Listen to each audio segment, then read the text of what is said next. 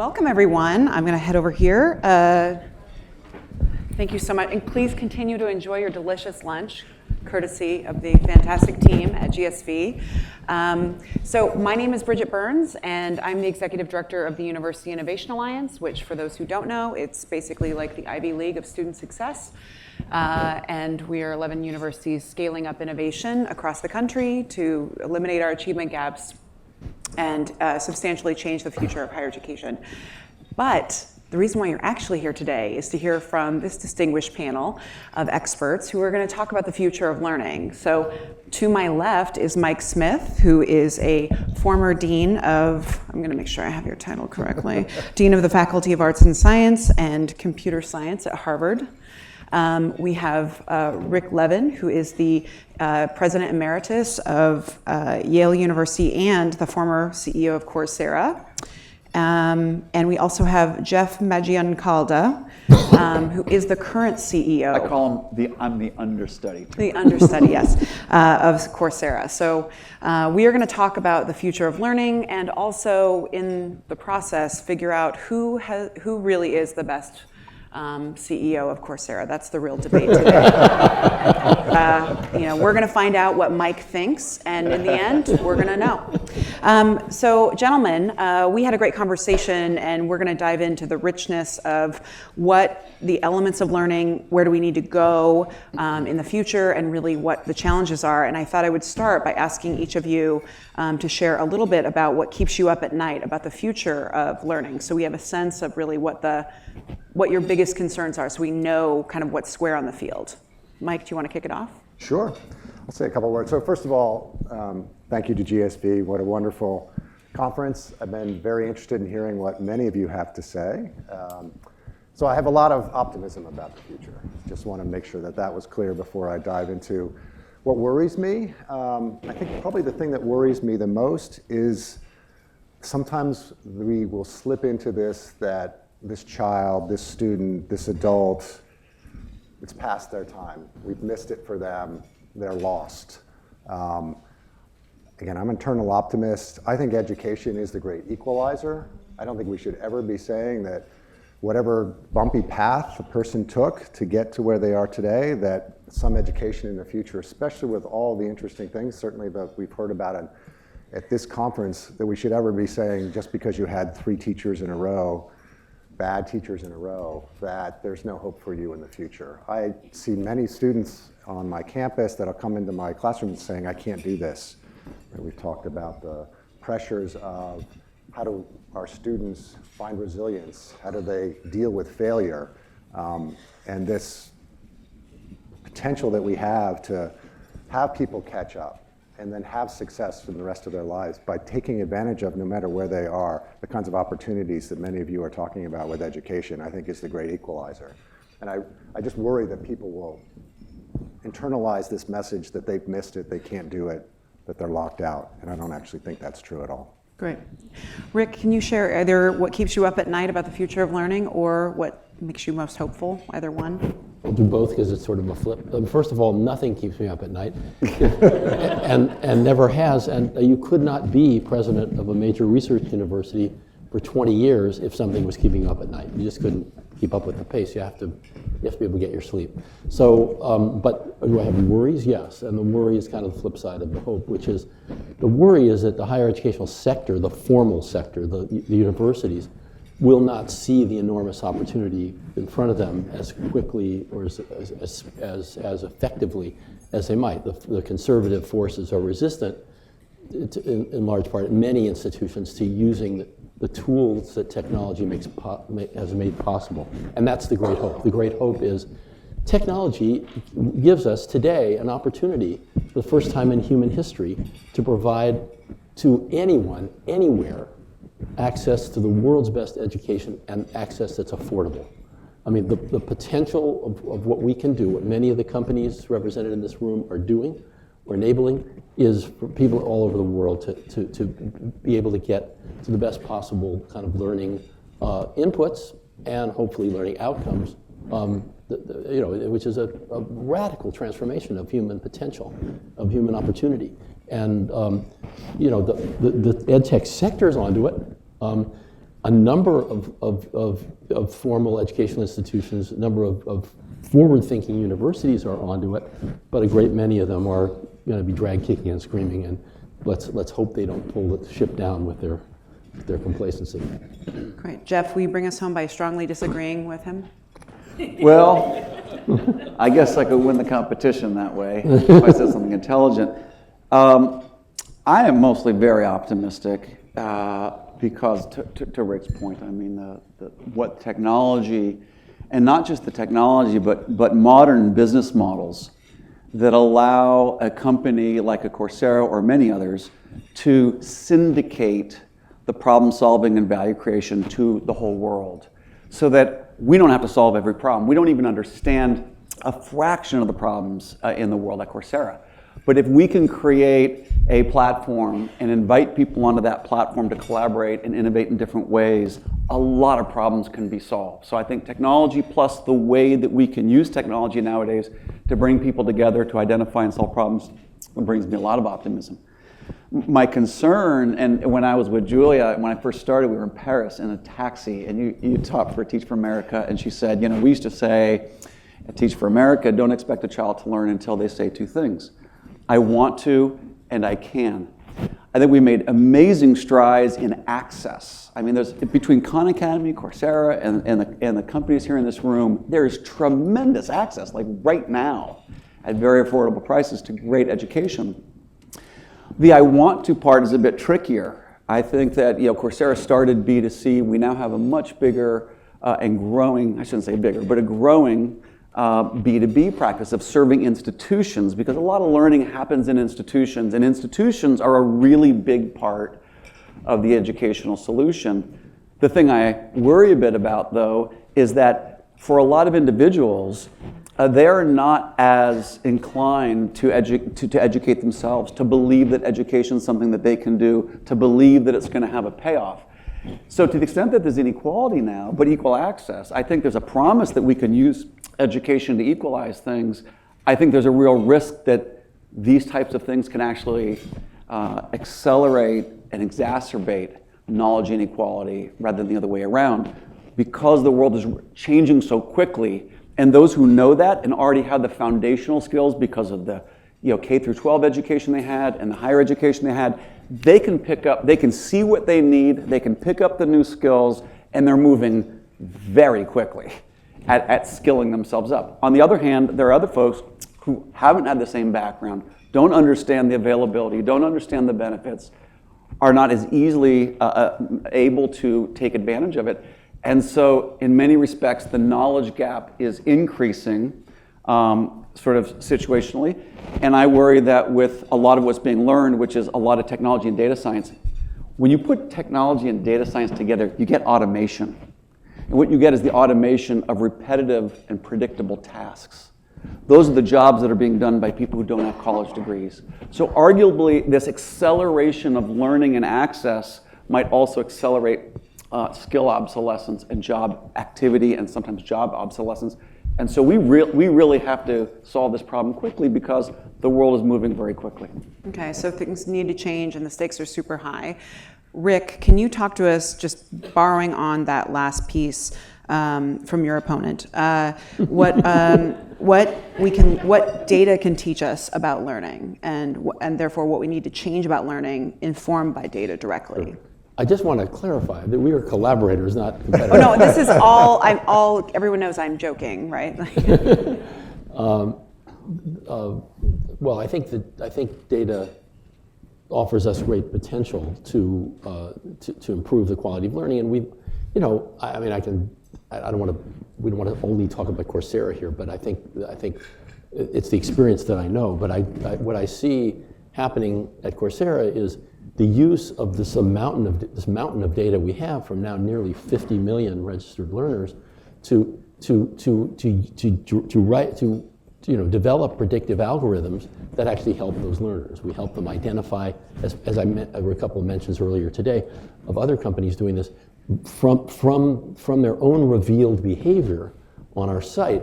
We are able, and also by asking particular questions, we can help guide them to the right set of courses and provide learning pathways for them. So, and if this, you give me an objective, and a number of companies do this, you give me a career objective, and I'll show you the map of courses that will get you there and what order. But we're doing even more in terms of intervening in the actual learning process within a course, because now we have mountains of data about how students do, for example, in the pop-up video quizzes they get every 5 to 7 minutes as they go through a Coursera course.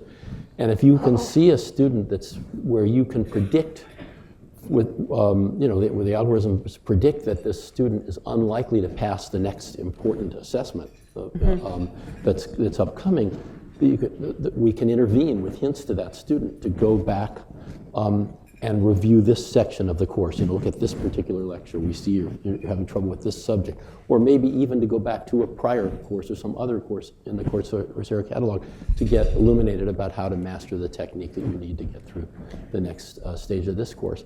So that's just the beginning, I think, of being able to use all of this history of individuals and of the aggregate of learners to sort of help shape the learning path for each individual student as they go through it. So, but based on your experience, obviously a distinguished background throughout higher education, and then then the Coursera time, what did you learn based on Coursera's use of data that, unrelated to Coursera, if you were to try and give wisdom to the rest of the field of how they can shift how learning happens, what would you say is something that you could give it to us? I think that for any instructor, I'll just give a prosaic example, which was an insight I had within a few weeks at Coursera. The fact that there are a large number of learners in a given course gives you an opportunity as an instructor to learn a lot about what you're doing effectively or not. For example, the obvious case is you could take a segment of your course and run 2 alternative versions of it, two different videos, and see how the student, see if one produces better performance than another, and you can take that back to your classroom at your home university and use that result. Another one is to gauge the quality of the questions you're asking. So for example, if there is a question where an individual's score on the question does not correlate, that is to say, the likelihood an individual gets the question right is not correlated with the likelihood that he or she gets all other questions right. That is, it's purely random. There's no connection to your overall performance. That's a bad question. It's not discriminating between good and bad learners, between successful and unsuccessful learners. Throw it out. Try another one. So there are lots of little insights that can make people better teachers from having pretty large enough data sets to make inferences about. So for those who aren't teaching in Coursera, it sounds like that if you're going to be advancing on teaching and learning, that having a mindset of curiosity and being critical about your own practice and trying to set up tests so that you can know what works and what doesn't will be a useful move in the right direction. Yeah, it's generalizing a little bit. Feedback loops are really important to become a better instructor. One other quick thing I will just say is social proof, this idea that you can help people learn by seeing what other people are doing, can be really powerful, because people don't always think through all the statistics, numbers, and courses and skills, but they can say, hey, that person ended up where I want to be, and they look a lot like I do today. They used to look a lot like I do today. So I bet you I can do the same thing. Sharing with people what's possible because of other people who've gone before them is a valuable way to inspire confidence and to provide some direction, and data can be helpful for that. So Mike, I want to know, you obviously want to respond to that, but first, I feel like you have a unique vantage point around teaching and learning, and I want you to bring it home for us on exactly what is the best way to teach if we're thinking about the future of learning, what needs to change about teaching, and how we teach teachers. So, hard question. I'm not sure I'll give you the best. It was a softball. Yes, of course. Couple things, just a little bit more about my background. You introduced me as former Dean of the Faculty of Arts and Sciences. So I did that for about 11 years. I'm back in the classroom now, and it was very interesting to have been in the classroom for a large number of years, go off into administration, not that I didn't do any teaching, but it was very restrictive kind of teaching given the time constraints I had. And then be a decade later back, and I'm a computer scientist by training, back into the classroom, see what's going on, how are the tools being used today, how are things different, and in many ways, how are they the same as they were a decade ago. And just to try and tie some of what we were just talking about here, I was an early in the whole edX platform development at Harvard and MIT. sat on that board for a large number of years, very supportive of it. In the beginning, the kinds of things that we were just talking about weren't hard. There weren't that many online courses that you could go take. You kind of took the ones that were existing there. I think it's a very different situation today, and the kinds of things that are being done at Coursera. I know a number of other companies that are trying to understand these pathways. That's work that we're using data that's actually extremely helpful to students. I try to take my own online courses today. There's a lot of other data, though, I think that is not quite gotten to the point where we need, with respect, we were talking about what's there to help the teachers. I'm teaching fairly large classes right now, and I can tell you I'm overwhelmed by the data that's coming in, all meant to be helpful, but still not truly answering the kinds of questions that I want to know. I'm teaching a class right now on, it's called Critical Thinking in Data Science. It has a wonderful collection of lots of different students from our professional schools, School of Public Health, business school, the law school, ed school, along with graduate students in arts and sciences, as well as a large number of undergraduates. And we're using tools that allow them to all comment together on documents, have the conversations that take place not just within a classroom, which is hard when you have 95 students sitting in a classroom, but how can those conversations happen beforehand? The tool also says, we're going to make it easy for you as the instructor to know where the confusions are taking place for your students, what they know well, so that you can adapt your conversations that are taking place in the classroom and where do we spend our time together, because I still strongly feel that the time in the classroom is extremely precious time and we can learn a tremendous amount from it. But I look at the tools and it's like I can almost skim through the comments that are being placed on the documents and get out of that better than I can by reading the data that comes back from the big data. That's a problem. Will it change in a couple of years? Probably, but we're not there yet. And it's that kind of feedback to the faculty member, to the instructor, that will really help them, help me to understand. And I'll give you some other examples of this if we want to get into this in greater detail. How do I get in the minds of the students so that I can help them better? And technology, I think, can help us tremendously in many ways. We can get all this thing about distance learning and online education in a moment if you'd like. But there's some fascinating ways that are not that deep that will help us tremendously in that space. So I don't want to. Well, I want to do, let's go rapid fire because we have a limited amount of time. I would like to hear one of you respond to what is the future of online, specifically when it talks to learning, what needs to change about online learning to really meet the needs of the future when we're talking about evolved learning and really this next level of teaching. I'll quickly say that it has been relatively easier to do the first transition, which was taking content, digitizing it, making it available at low cost, but in a similar kind of format that's generally good at teaching through lecture style, quizzes, tests of knowledge. I think the hands-on is the next piece, which is actually applying the knowledge using actual tools with solving actual problems. I think the third for us is that we're thinking about is collaborative learning, which is going to be really important for the soft skills development, which is working with other people. And I find that people are really good at giving feedback to other people. What I like about that is we can scale that, because peers are very good judges of the impact that someone has on them, at whether they're influencing them or whether they're clear communicators. So that's kind of how I think about it. Knowledge skills and then collaborative learning, which is more the soft skills. Rick, we have a lot of faculty currently in the classroom or teaching online who are just merely parroting back how they were taught. And so my question is, how can we leverage new technologies or not to teach them how to adapt their current course to be an active learning course, adapt their current course to be a flipped classroom? How do we do a better job modeling the kind of pedagogical, like how do we actually do this so that it's easier for teachers who are currently in the field? Yeah, that's a great question, and the experience so far leads one to be pretty pessimistic, and that's partly what I said at the beginning about the biggest drag on this whole system changing is that universities will just change too slowly. I mean, to just go back sort of a decade before the advent of the online movement, starting maybe a decade ago, there was a lot of learning research that said, you have to keep students engaged, and Carl Wyman did all this work on, the 50 minutes of talking head live or on screen is like, you know, the least efficient way of transmitting information from one person to another known to man.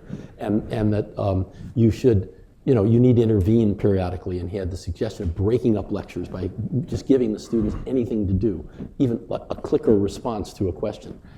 It took us 10 years at Yale to get more than half the classes in the sciences and social sciences to use clickers, and forget about the humanities. They weren't remotely interested.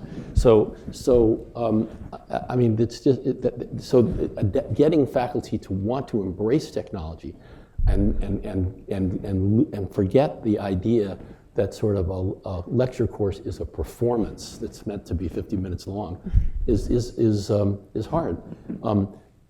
I think the better the tools become, and Mike's point was very interesting about how the natural language processing algorithms didn't quite do the job in synthesizing what the students were actually saying. But there are tools like Jeff was alluding to, collaborative workspaces, and that allow professors to create creative assignments that students can do collaboratively and with the professor's involvement or not, as the case may be. Those, just getting people sort of outside computer science, where they tend to like that sort of stuff, getting other faculty to embrace those tools would be very important. And that, I think, is the work, you know, that's really the work of, you know, some of the people in this room, the folks that are here from universities who are responsible for the online, that should be part of their strategy. I think it has been in many institutions, is to get instructors to sort of embrace new technologies. It's not easy. Are you all getting how super meta this is? We're talking about how to teach students differently, but the people who are teaching are resistant to change because we know they all have Hotmail email addresses. You know, I mean, it's just like I get a lot of Yahoo and Hotmail email addresses from administrators and teachers. So resistance to change. So how do you teach people how to become less resistant to change so that they can teach the next generation? Like, you're getting this, it's a loop. Does anyone have a solution to this? So I'll add to this. I think many of us just need to realize that the future is here, right? The students don't make this distinction between online and offline. No. Right? They're using online tools all the time in our classroom, whether we want them to or not. And I really feel it's the job of the faculty members to figure out, okay, well, how can I continue with the environment that I live in today to make a productive educational environment for my students? And it's probably not just saying turn off your computer, turn off your iPhones, drop them in a basket, by the way, into the classroom. And I think just very interesting thing. So to get to your more specifics about your question, where we were successful at doing this at Harvard, which is not an institution that likes to change quickly, is finding peers to talk to. Right? There are absolutely faculty within your different educational institutions who want to experiment with what is new out there, what's novel out there. How do you provide them with not just a blank slate, but a good foundation from which to start that says, here's what's known, here's what's not known, here's where we can do some experimentation, enable them to do that experimentation, and then make sure, as we were just talking about, a feedback loop. That feedback loop is built into these institutions so that they talk to their colleagues. Yep. Because as an administrator, Rick was probably much better at this than I was, but I could never tell the faculty anything. Right? If I told the faculty anything, it was damn sure that they weren't going to do that.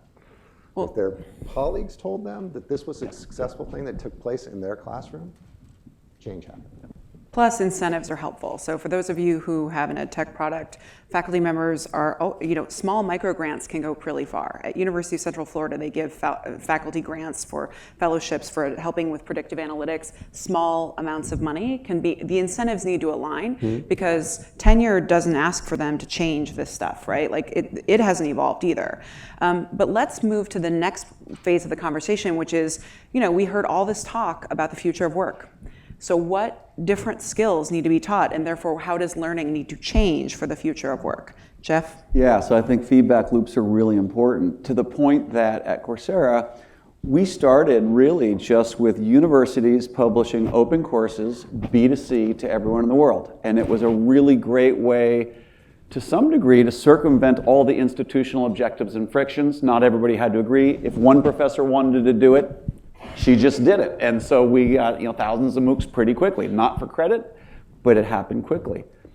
We started realizing, though, that the learners were looking for what do I need to learn, and a lot of the teachers were teaching what they wanted to teach, but not necessarily where there was demand for jobs and skills.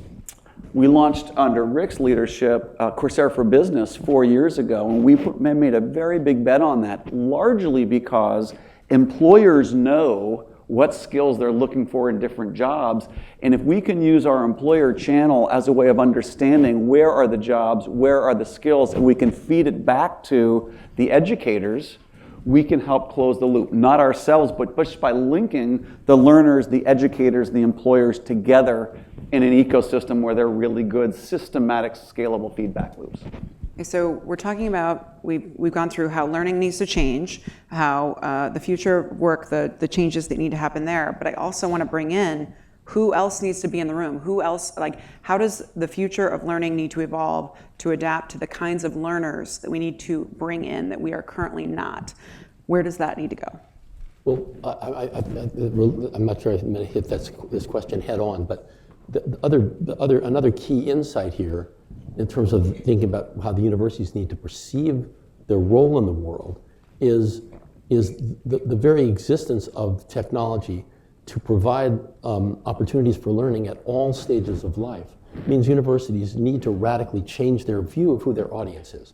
We're no longer a place like a high school that takes people at a certain stage of life and prepares them for the next stage. Universities now have the opportunity to take people from age 18, when they take them in as residential students, and educate them for the rest of their lives. And to educate people, not necessarily your own alumni, people from everywhere at any stage of life. So this connection of the universities to creating content for enterprises is just one starting point for that process, because retirees, there are all kinds of people who want to learn. And if universities will be wise to understand that they have an enormous opportunity to scale their faculties, and you go back to the problem of bending the cost curve in higher education, go back to the problem of what's the ultimate reason for the Baumol-Bowen cost disease. The reason is fixed proportions. We still put one professor in front of a 100-person lecture hall or one professor in front of a 15-person seminar, and so the ratio of output to input doesn't change. There's no productivity gain. Well, now we can scale our faculty to hundreds of thousands or millions as the faculty-student ratio, and that means that the cost of education can be driven down. If you can monetize that outreach to the adult population, whether through the workplace or through retirement communities or wherever, you're going to bring in more revenue that will support the basic operation and drive the cost of on-campus education down. So it's all a big virtuous circle if universities see the opportunity and handle it right.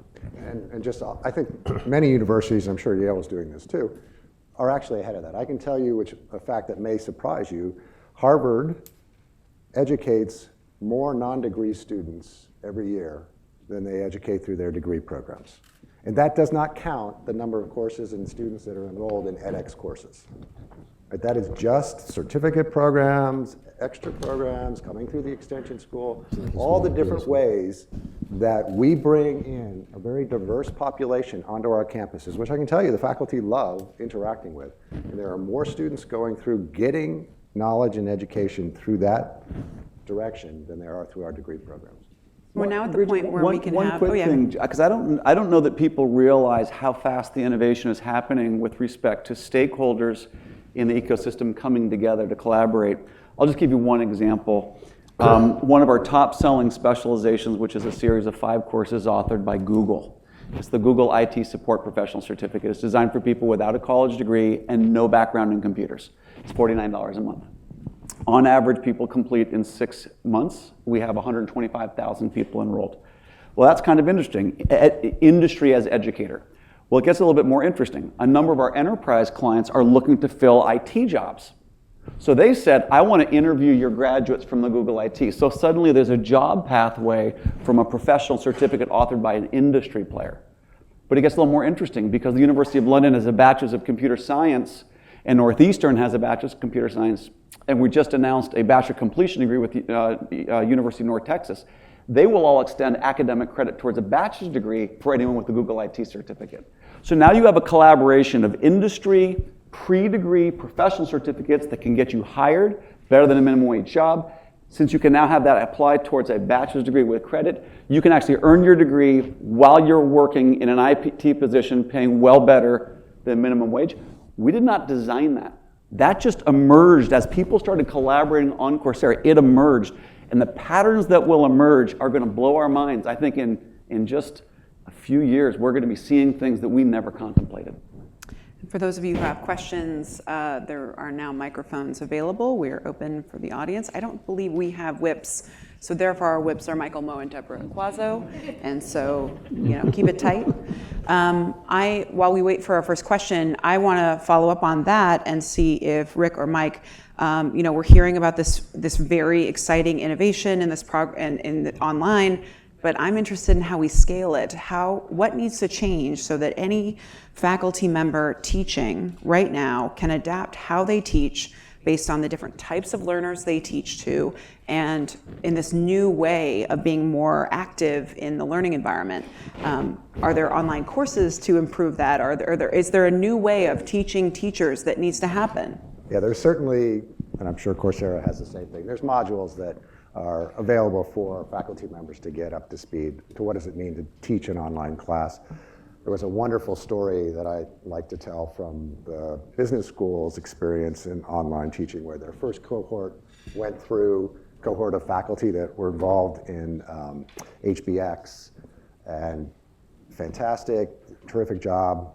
They hit success and they said, great, we're going to go find some other faculty. And those of you who know HBS, they are very serious about their teaching, so they found the next group of fantastic faculty that care deeply about teaching, started to put them in front of a camera to pull these online courses together, and then all of a sudden people started being a talking head again because they didn't go through the same cultural adjustment that the original faculty who were building the HBX platform went through that says, here's the things that are going to be important, here are the things that are not, here's where good progress has been made and what you should be keeping in mind. We forgot all about that, so now there's a completely new system. So to answer your question directly, I would love to see us find ways to have faculty, everybody thinks they need to put up a semester's worth of material. It's a lot of work, right? What are the smaller, easier, quicker ways that we can both get faculty to start experimenting in this space? First of all, learning about the cultural differences and not to repeat the mistakes of the past that for those of us who are trying to look back in history, we repeat over and over and over again as every new technology comes along. That kind of ability for faculty who have a little bit of time during inter-semester break between the fall and spring semester to try and put a week's worth of effort into this space, I think would make huge dividends in pushing this space forward and getting the faculty and the technologies together. There's a trade-off, I think. We did a lot of experimentation in the early years at Coursera about what's the right length for an online course, and the semester was way too long from the learner point of view. They just didn't stick with it. And we sort of hit on this optimum of about 4 weeks, that is to say 12 to 16 hours. 3 or 4 hours a week of content over 4 weeks. That's has seemed to be sort of something of an optimum. It's enough content to be serious. It's actually about half the material in a semester course, because when you think about what people actually do, if you did a Taylorist time and motion study of what happens in a Harvard classroom, you would find appallingly that even though they're in front of the class for 3 hours a week for 13 weeks, they do not spend 39 hours teaching material. They spend about 25, and so 12 hours is just about half of a course. So a half semester length works.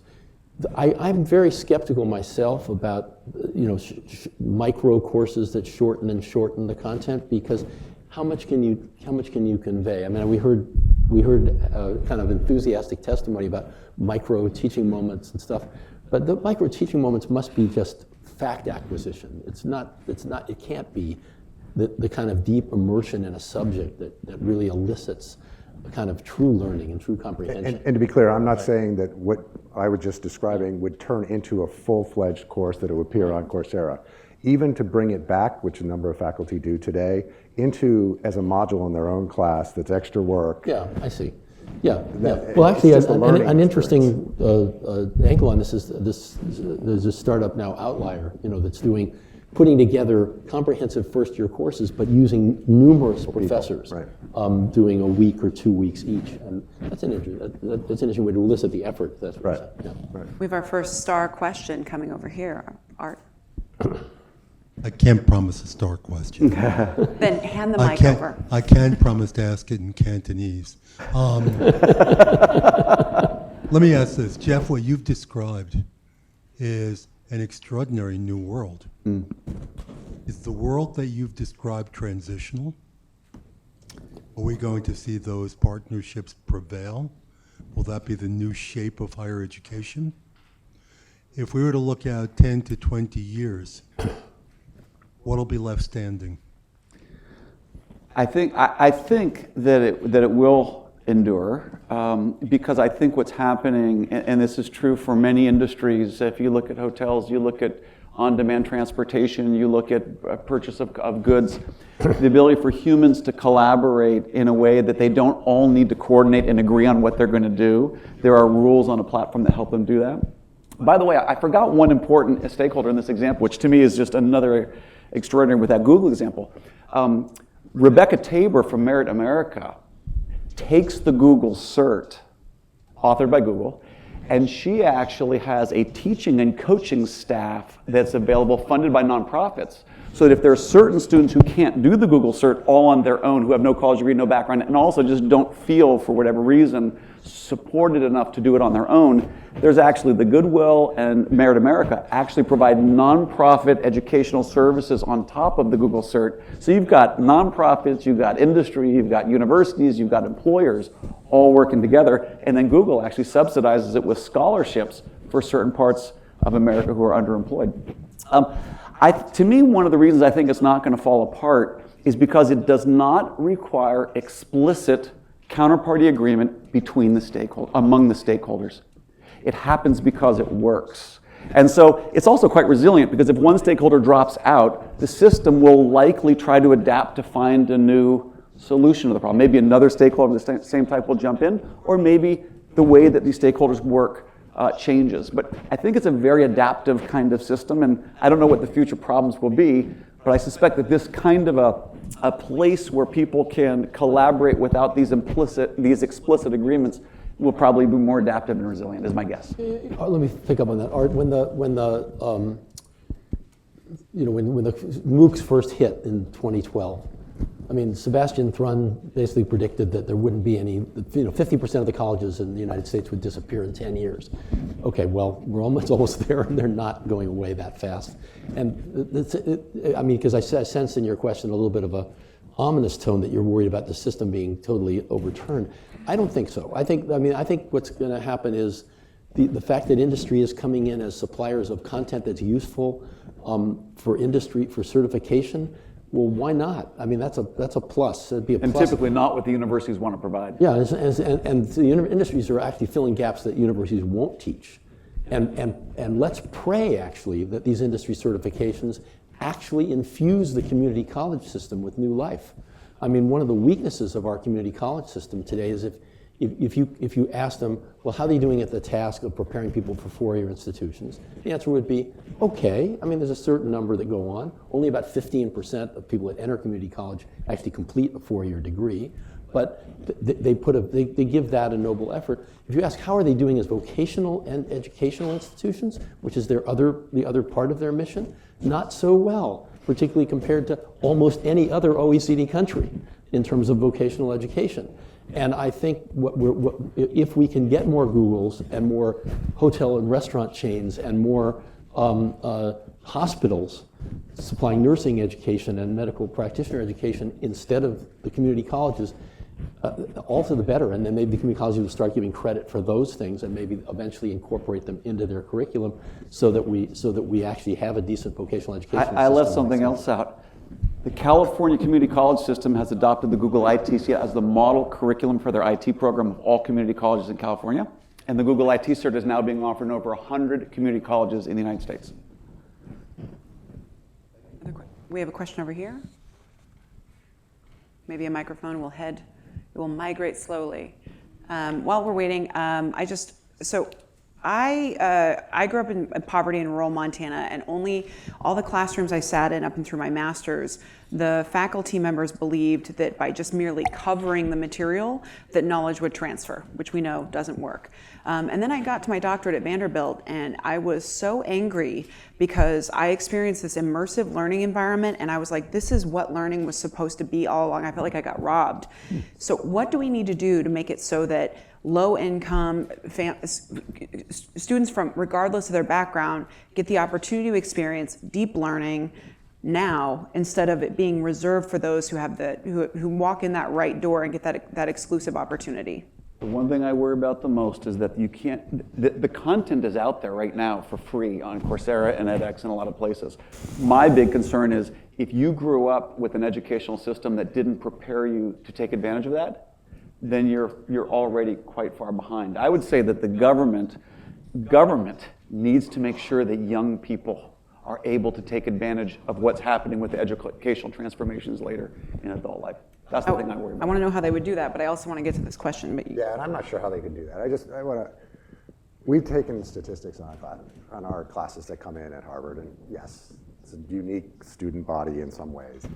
But if you look at the students who have had not terrific schooling before they get to Harvard and where they are against those students who've come from, pick your favorite, private prep schools with all kinds of interesting new novel ways of immersing the students in the material, and you track their performance over time, in 2 years' time, the people who didn't have a good experience. Sure, but you're drawing the first order statistic from every high school in America.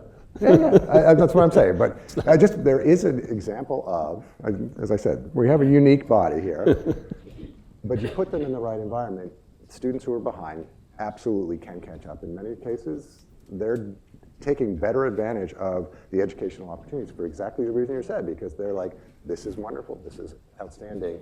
So finding the way to get more of those students that kind of an opportunity, I think, is our biggest challenge. But the deeper answer to your question, unfortunately, is it that responsibility of, creating for the first time the immersive learning environment shouldn't really fall on our universities. That should be much earlier in the educational process. It should be, and we heard about it earlier today. I mean, it should be in the preschool and K through 12 education that students are learning how to learn. Which means we also need to change how we educate educators in that space, yes. Sir, you have our last question. Oh, wow. So, no pressure. I'll try to make it a good one. Hi. You guys were mentioning industry certifications a minute ago and assessments. Today, outside of Silicon Valley, HR departments have a really hard time measuring self-learners and people that had online education.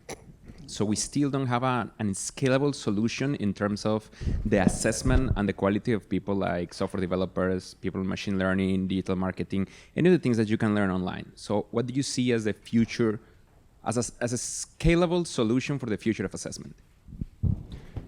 I don't think, I would say first thing I'd admit is we're not there yet. I mean, I think that none of the online platforms yet really provides adequate assessments, and it's something obviously we're very conscious of and always working on. I think that what the way we think about credentials is that a credential is something issued by an institution that signals to usually an employer that certain people have certain skills and certain knowledge, and the value of the credential is usually dependent on the credibility of the institution and the value of the underlying skills that the credential is signaling. If you look at degrees that are offered on Coursera, and James Devaney is somewhere around here, University of Michigan has a couple, we have 17 altogether. The assessment in the degree program is the same as on campus. You do projects, you have proctored tests, you have instructors, you have TAs. It's the same thing. And the credential you get, it's a degree from the university. It has nothing to do with Coursera. It was just delivered on Coursera. As you go down to the other end of the spectrum with just a single online course on Coursera, you finish some quizzes, some formative assessments, some summative assessments, you get a credential. It's a certificate you put on LinkedIn. The signal value is not as high, the quality of learning is not as high, the likelihood that academic integrity has been compromised is higher, but the market doesn't pay a lot for that credential. So a lot of what I think about is right-sizing the assessment and the academic integrity to the credential value and the extent to which employers are going to rely on that credential to signal that competency.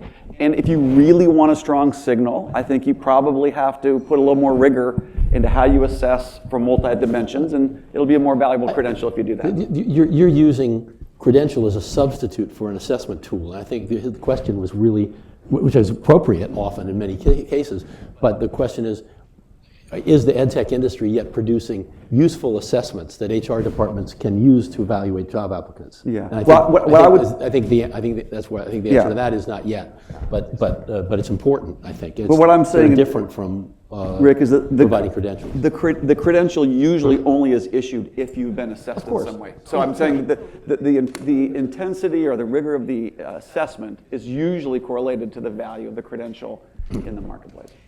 Well, so thank you, gentlemen, for joining us in this conversation. It's clear that the future of learning is starting to arrive and that we need to change how we educate educators. We need to ensure that there is more access to this future of learning. And there are a lot of things we need to change in terms of assessment, how employers know, things like that. So very exciting time, ripe for opportunity, especially with so many entrepreneurs in the room. Please join me in thanking my panelists, Mike, Jeff, and Rick. And